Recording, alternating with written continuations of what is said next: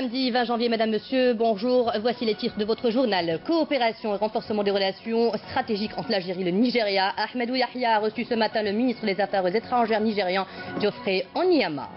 Nous parlerons également dans notre édition du partenariat algéro-turc, un partenariat de 3 milliards de dollars d'investissement en Algérie. L'exemple aujourd'hui dans le secteur du textile. Nous vous emmènerons également à Loutaya, dans la wilaya de Biskra, où l'oléiculture rivalise avec la phonicculture, une filière en plein essor. Un reportage à suivre dans quelques instants. Tout d'abord, et dans le cas de la coopération, le Premier ministre Ahmedou Yahya a reçu ce matin à Alger le ministre des Affaires étrangères de la République fédérale du Nigeria, Geoffrey Onyeama, qui effectue une visite de travail en Algérie. L'audience s'est déroulée en présence du ministre des Affaires étrangères, Abdelkader Msahel. La visite de Onyeama, qui entre dans le cadre du renforcement des relations stratégiques qui existent entre l'Algérie et le Nigeria, constitue une occasion de faire le point sur la coopération multiforme et d'examiner les voies et moyens de donner une nouvelle impulsion aux relations fortes et denses entre les deux pays, tels que définis par les chefs d'État algériens et nigérians, notamment à travers la tenue de la 4e session de la Haute Commission bilatérale de coopération. La visite, qui intervient également à la veille de la 30e session du sommet de l'Union africaine, permettra aux deux parties de se concerter sur les principaux points à l'ordre du jour de cette session, ainsi que sur les questions régionales et internationales d'intérêt commun, notamment la situation dans le Sahel, la lutte contre le terrorisme et le crime organisé qui mine cette région. Et toujours dans le cas de la coopération, le ministre des Affaires étrangères Abdelkader Msahel a tenu ce samedi à Alger une séance de travail avec son homologue nigérian Geoffrey Onyeama, qui effectue une visite officielle de 3 jours en Algérie. La séance de travail s'est déroulée au siège du ministère des Affaires étrangères en présence des membres des deux délégations. La visite de Onyeama s'inscrit dans le cadre du renforcement des relations stratégiques qui existent entre l'Algérie et le Nigeria. Elle constitue également une occasion pour faire le point sur la coopération multiforme et d'examiner les voies et moyens de donner une nouvelle impulsion aux relations bilatérales algéro-nigérianes. La 14e réunion des ministres des Affaires étrangères de la Méditerranée occidentale dans le cadre du dialogue 5+5 se tiendra demain dimanche au Centre international des conférences Abdeltif Rahal à Alger. Les travaux de cette réunion, qui sera co-présidée par le ministre des Affaires étrangères Abdelkader Msahel et son homologue français Jean-Yves Le Drian, porteront sur les questions de développement socio-économique et le renforcement de la coopération en matière de sécurité face aux crises régionales, notamment en Libye et au Sahel. Pour rappel, à l'issue de la 13e réunion qui s'est tenue en octobre 2016 à Marseille, l'Algérie a pris la coprésidence avec la France. Le dialogue 5+5, qui regroupe les pays de la Méditerranée occidentale, est le plus ancien cadre de rencontre entre pays du bassin méditerranéen. Il regroupe les 5 pays de l'Union du Maghreb arabe, l'Algérie, le Maroc, la Tunisie, la Libye et la Mauritanie pour la rive sud de la Méditerranée, et l'Italie, la France, l'Espagne, le Portugal ainsi que Malte pour la rive nord. Le ministre de l'Énergie, Mustapha Guitouni, prendra part demain, dimanche, à Mascate, au Sultanat d'Oman, à la réunion du comité de suivi conjoint OPEP et non OPEP, qui examinera les conclusions des travaux du comité d'experts, le JTC. Parlons maintenant du partenariat algéro-turc qui atteint les 3 milliards de dollars, notamment dans les secteurs de la sidérurgie, la pharmacie, l'automobile ou encore le textile. Un secteur auquel on s'intéresse maintenant à Rulizane. Le complexe industriel de tissage Tayal algéro-turc vient de voir le jour. Sa mise en production est prévue pour décembre prochain. Mounana Walhamoudi. C'est le plus gros investissement en textile au niveau africain, européen et du Moyen-Orient. Baptisé Tayal, ce complexe, fruit d'une coopération algéro-turque, a coûté 23 milliards de dinars, alors que son entrée en service est prévue pour le mois de décembre prochain. Ce projet comporte 8 unités de production et une école de formation, une centrale électrique et des logements pour les employés. C'est un projet intégré qui comprend plusieurs structures à la fois. Tout se fait ici, de la matière première jusqu'au produit final. Pour ce faire, l'État a assuré tous les moyens pour accompagner la réalisation de ce projet, à savoir l'électricité, le gaz et même les autorisations de forage. En somme, tout pour faire réussir ce projet. Une fois entré en service, le site offrira un emploi à 25 000 personnes et pourra produire chaque année 60 millions de mètres de tissu et 30 millions d'unités de vêtements. Une production qui répondra à la demande du marché local avant d'aller à la conquête du marché international. Nous ambitionnons d'exporter vers l'Europe et les États-Unis. 40% de la production de l'usine sera destinée au marché national, alors que 60% restants visent les marchés internationaux, ce qui nous permettra de réduire la facture des importations.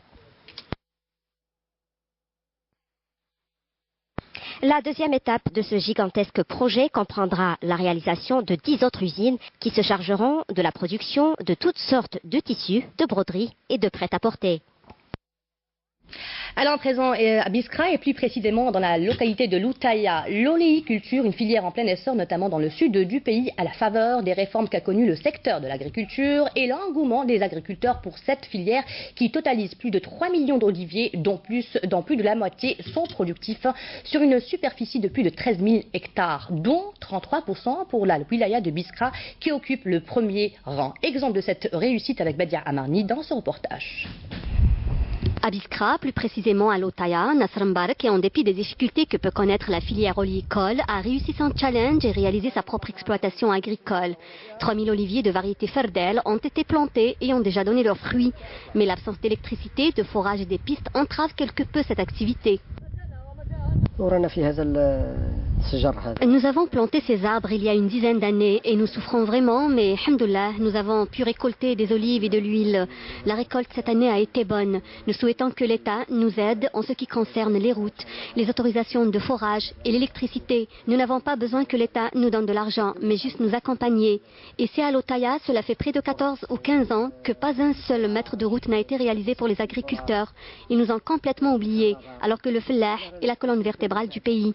ماناش محتاجين وباه تعطينا دراهم ولا تقول لنا كذا ولا كذا وحنا في بلديه لوطايا وفي دائره لوطايا رانا قريب في واحد 14 سنه ولا 15 سنه ما شفناش ولو متر تاع طريق الفلاحين رانا الفلاحين والو ناسيينها ضربه واحده هو الفلاح هو العمود الفقري تاع البلاد هذه. Bien que ce secteur d'activité soit parsemé d'embûches, Amim Mbarek, en véritable professionnel, parvient à réaliser ses objectifs grâce notamment à sa persévérance. Ceci étant, il pose le problème crucial de la concession et de la mise en valeur des terres agricoles. Notre problème est le suivant. Alors que les 10 wilayas du sud dans Biskra sont normalement concernés par la mise en valeur des terres agricoles, ici on nous parle de concession. Nous souhaitons que l'actuel Wali prenne en charge ce dossier. Vous voyez, j'ai 3000 oliviers. Cela fait 15 ans que je souffre pour réaliser cet investissement.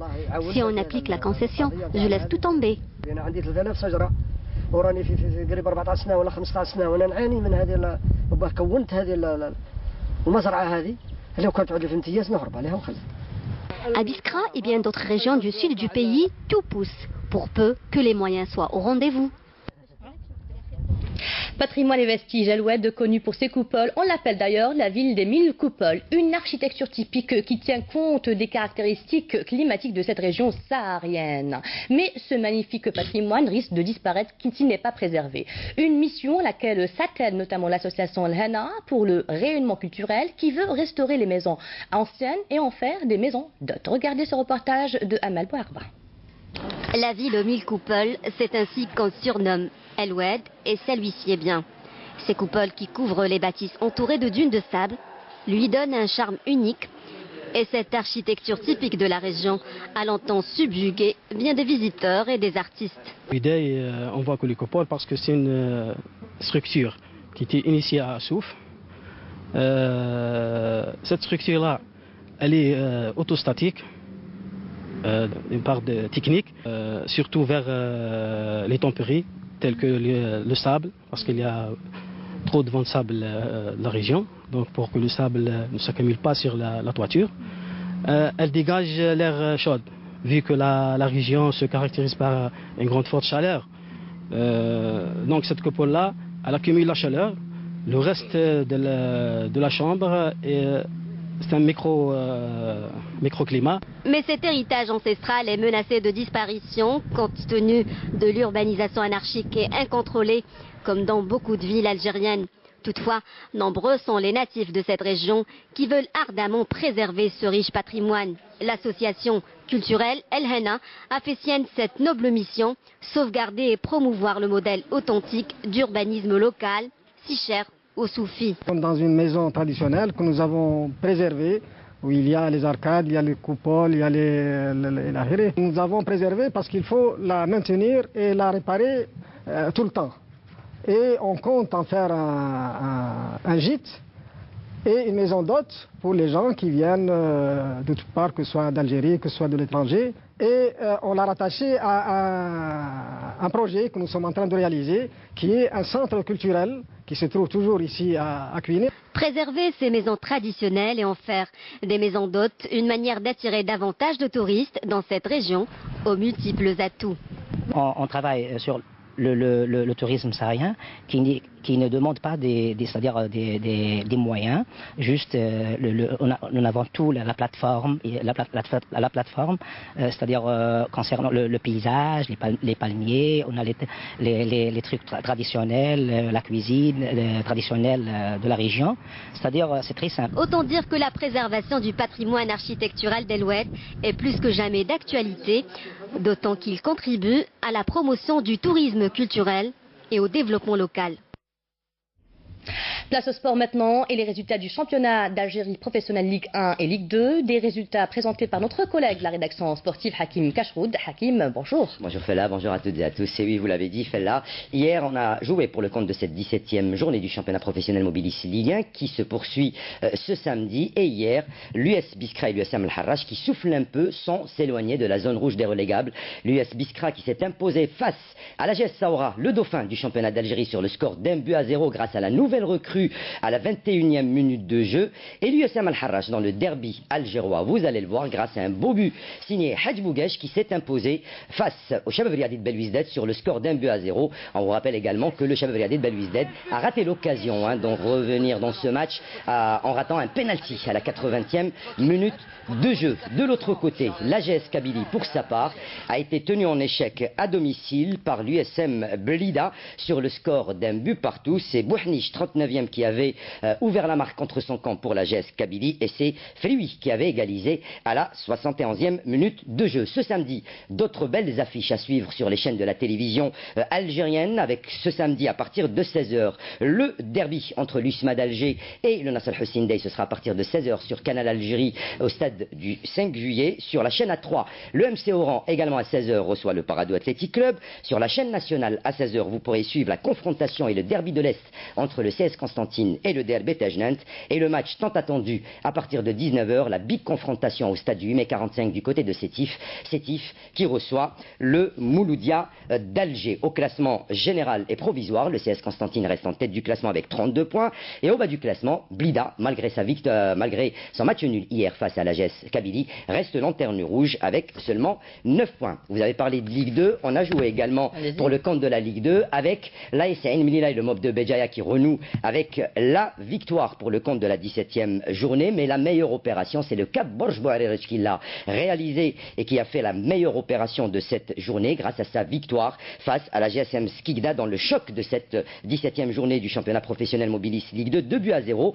Une victoire qui les propulse à la 3e place du classement général à 4 longueurs du leader qui est l'AS Ain Melilla qui a renoué avec la victoire. Les résultats complets à l'issue de cette 17e journée du championnat professionnel Mobilis Ligue 2, Chabab Riadi d'Ain Fekroun 1, GSM Béjaïa 0, RC Rilizan 0, l'AS Ain Melilla 2, le Cap de Borj Bouarerech 2, GSM Skikda 0, Amel Boussaada 2, Mouloudia de Saïda 0, le carton plein du Mouloudia de la Alma 4-1 face à l'Azmo d'Oran, 0-0 entre le Wydad de Tlemcen et l'AS Schlef, et enfin 1-0 pour le Mob de Béjaïa face au RC Kouba et le 0-0 entre le Raliad Mascara et le Cap de Batna. Au classement, l'Azam Ain Melilla en tête avec 35 points, deuxième le Mob de Béjaïa 32 points, troisième le Cap de Borj Bouarerech 31 points et au bas du classement c'est le Cap de Batna qui ferme la marche, lanterne rouge 16e avec seulement 12 points.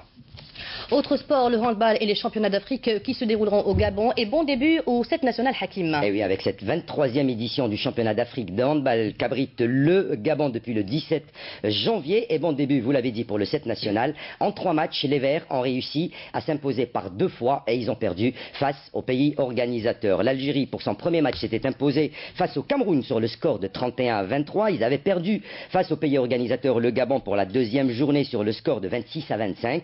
Et les Algériens Algériens ont réussi à s'imposer hier sur le score de 33-31 face au Congo. L'Algérie jouera son 4e match, ce sera le big match des Verts pour ces championnats d'Afrique, ce sera face à nos voisins tunisiens, ça se passera demain après-midi. On rappelle que la finale se jouera le 27 janvier et pour l'instant c'est l'Égypte qui est tenant du titre africain.